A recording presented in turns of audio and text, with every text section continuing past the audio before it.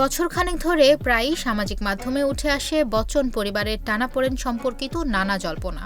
এবার অনন্ত আম্বানি রাধিকা মার্চেন্টের বিয়েতে গিয়ে আরও একবার আলোচনায় এলেন অভিষেক ঐশ্বরিয়া। 40% বেশি গ্লো, বিশ্বের 1 নম্বর গ্লো ক্রিম, নতুন গ্লো এন্ড লাভলি। বিয়ের অনুষ্ঠানে আলাদাভাবে এসেছিলেন বচ্চন পরিবারের সদস্যরা। মেয়ে আরাধ্যাকে নিয়ে ঐশ্বরিয়া একসঙ্গে আর পরিবারের বাকি সদস্যরা একসঙ্গে। এমনকি ক্যামেরার সামনেও তারা একসঙ্গে পোজ দেননি, আলাদাভাবে ছবি তুলেছেন।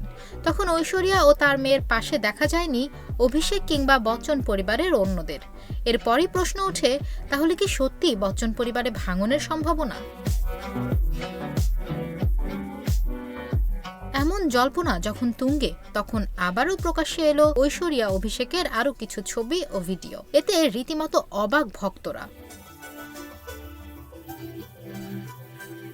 হিন্দুস্তান টাইমসের বরাতে দেখা যায় যে সামাজিক যোগাযোগ মাধ্যম রেডিটে ভাইরাল হয়েছে অনন্ত রাধিকার বিয়ের কিছু ছবি ও ভিডিও, যেখানে প্রথমেই নজর কাড়েন সালমান খান। অতিথিদের সঙ্গে শুভেচ্ছা বিনিময় করছেন। পরবর্তীতে দেখা যায় ঐশ্বরিয়াকে স্বামী অভিষেক বচ্চনের পাশে মেয়ে আরাধ্যাকে নিয়ে এক সারিতে বসে আছেন তারা। এ সময় সাবেক বিশ্বসুন্দরীকে হাসতেও দেখা যায়। তখন ঐশ্বরিয়ার পরনে ছিল একটি লাল সালোয়ার, আরাধ্যার পরনেও প্রায় একই রকমের সালোয়ার, অভিষেকের পরনে শেরওয়ানি। তবে তিনি স্ত্রী ও মেয়ের সঙ্গে নয়, বাবা, মা ও দিদি শ্বেতার পরিবারের সঙ্গে গিয়েছিলেন আম্বানিদের অনুষ্ঠানে।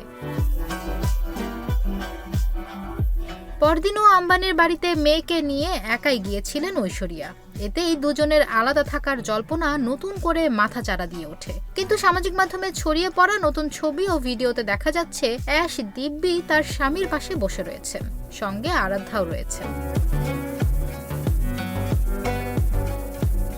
নতুন ভিডিওটির পোস্টে একজনের মন্তব্য, এক দম্পতিকে একসাথে দেখে অনেক রেডিটরের হৃদয় ভেঙে গেছে, মনে হচ্ছে কোনো ব্রেকআপ নেই। অন্য একজন লিখেছেন, ক্যামেরাম্যান স্মার্ট ছিল।